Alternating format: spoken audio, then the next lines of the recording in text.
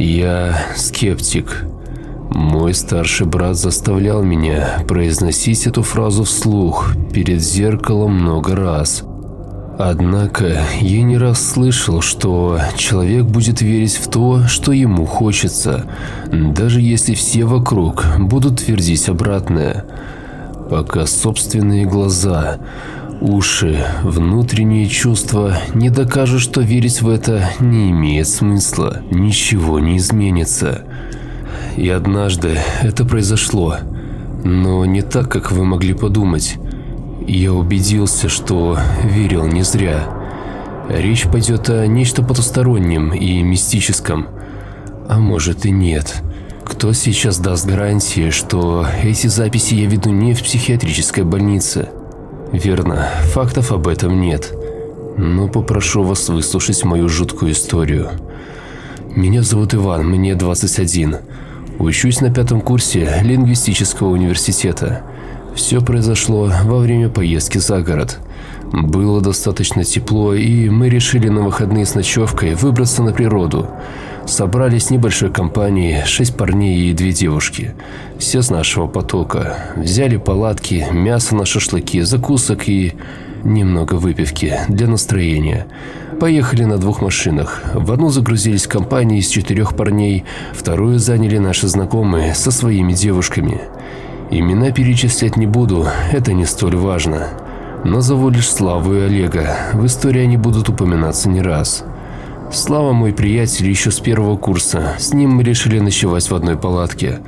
Олег в нашей компании не так давно, мы сдружились лишь на 4-м курсе. Главная его отличительная черта – он жесткий супранатуралист, и если простыми словами, он придерживается определенного мировоззрения и применяет разные духовные практики, верит в загробную жизнь, в потусторонние миры. С полудня мы обустраивались, ставили палатки, собирали хворост для костра. Уже к вечеру у всех было отличное настроение. Когда стемнело, веселье было в самом разгаре. Мы разожгли костер и расселись вокруг на раскладных стульях. Под звуки гитары создавалась та самая незабываемая атмосфера.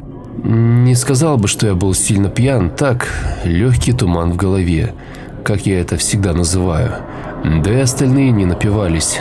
Беседа плавно перетекала в отдельные перешептывания, а потом вновь возвращалась к общим темам и всем понятным шуткам. Ближе к 2 ночи я начал клевать носом, но идти спать первым не хотелось, не солидно как-то. Так я и продолжал сидеть, подперев голову рукой, слушая гитарные отзвуки, смех и разговоры. Наблюдая за яркими искрами, я провалился в свои мысли.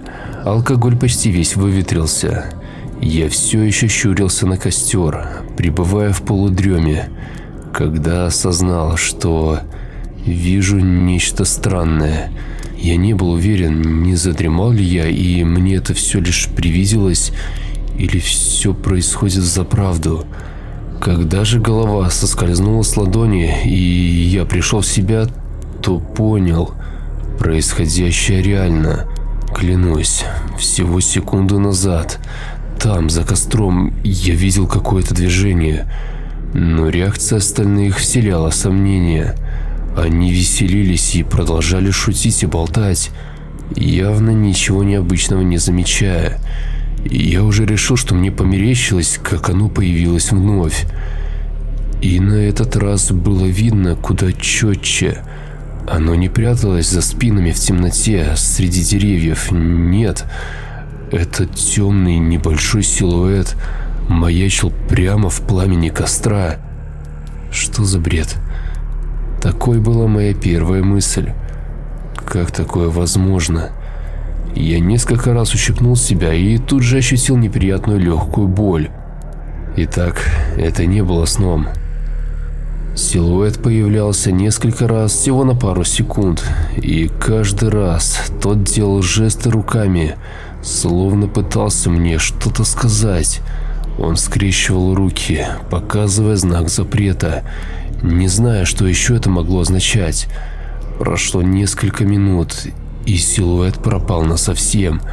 Я же внимательно всматривался в пламя, чтобы не пропустить очередное появление этой странной штуки. Это и привлекло внимание Олега.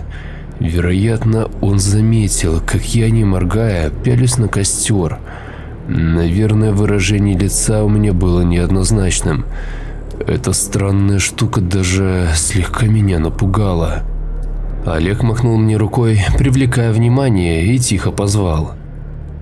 «Давай немного прогуляемся, надо поговорить». Он словно знал, что я увидел нечто странное.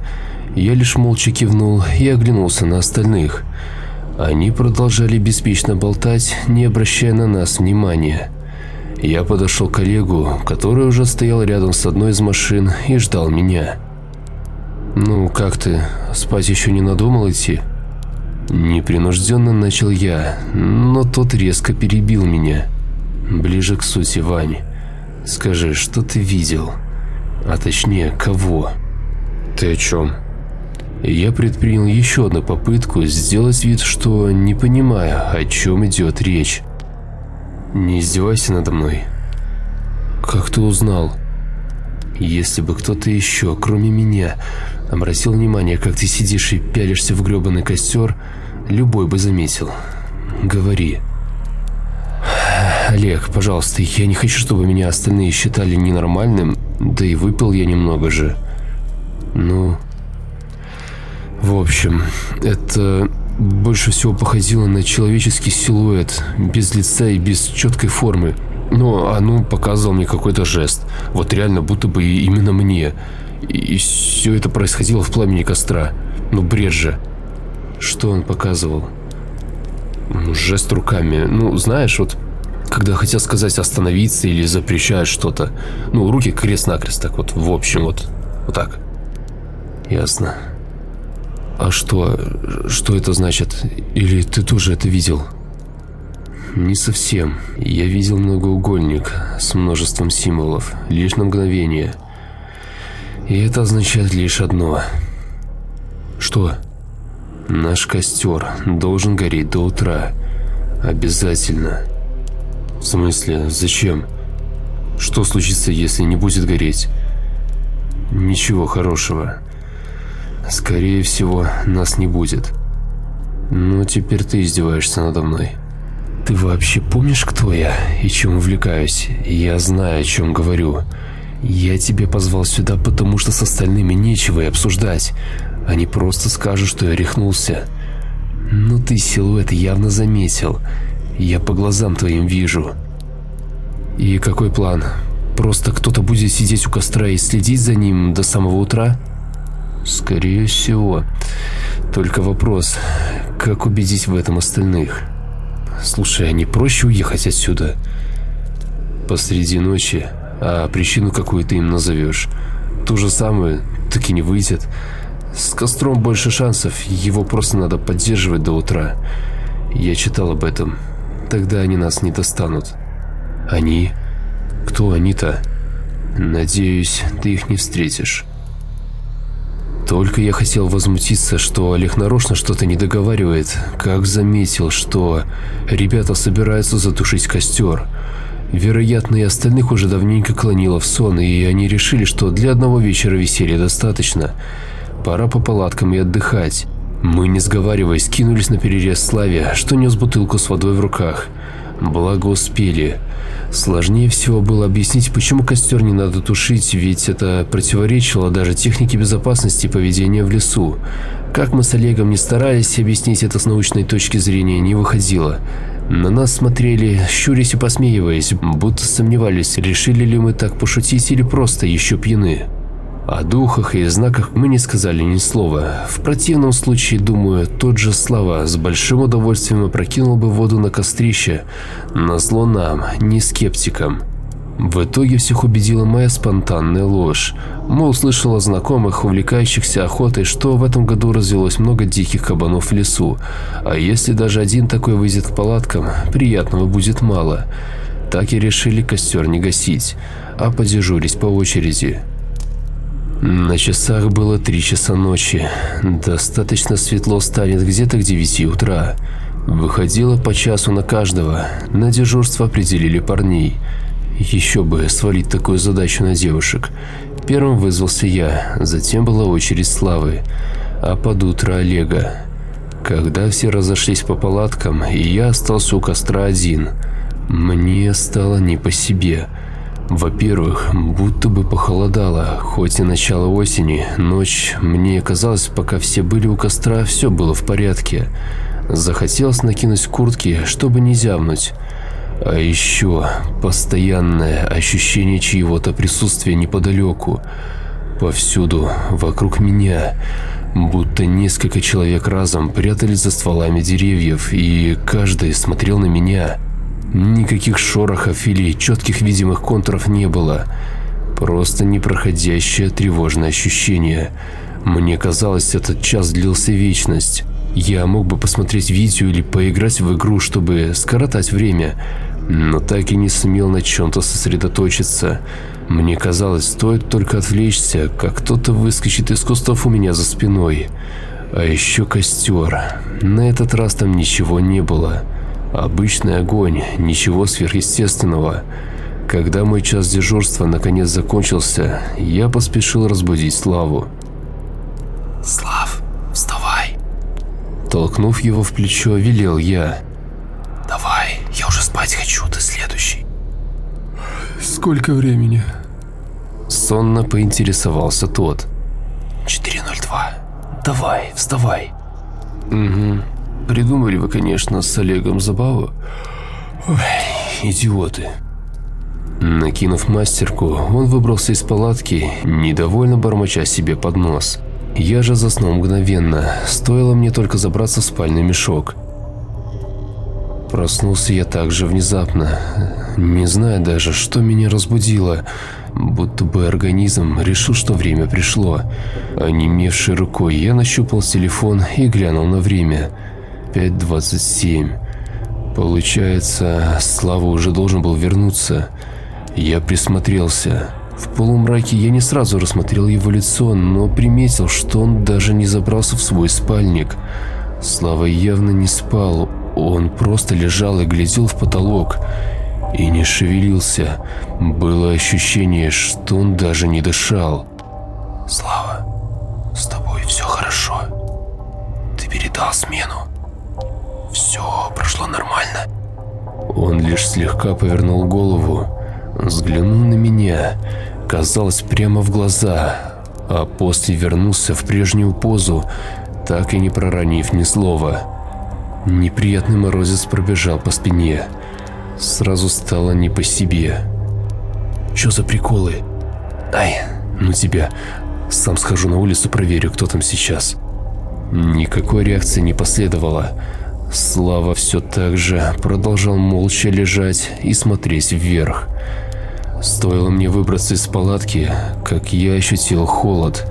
Да, я спросонья и только что выбрался из теплого спального мешка, но чтобы пробирало до костей, ведь еще пару часов назад было лишь слегка прохладно, так и ночь уже подходила к концу. Слишком внезапно похолодало без видимых на то причин. Но я забыл об этом уже через пару секунд, когда обнаружил, что костра нет. Точнее, кострище осталось на месте, но огонь полностью потух. Даже угли уже не тлели. Меня это одновременно и напугало, и разозлило. Я вернулся в палатку. «Ты идиот! Это ты потушил костер? Ты там что, его обоссал, пока караулил? Кончь!» Ответа не последовало. «Пошел ты». Я и сам не знал, почему слова Олега так запали мне в душу. Но я чувствовал, что произошло что-то страшное. Костер потух, и все вокруг словно преобразилось. Стало мрачнее и холоднее. Не только здесь, в нашем маленьком лагере, наверное, даже на 1000 миль вокруг. Я поспешил к палатке Олега, чтобы рассказать тому о случившемся.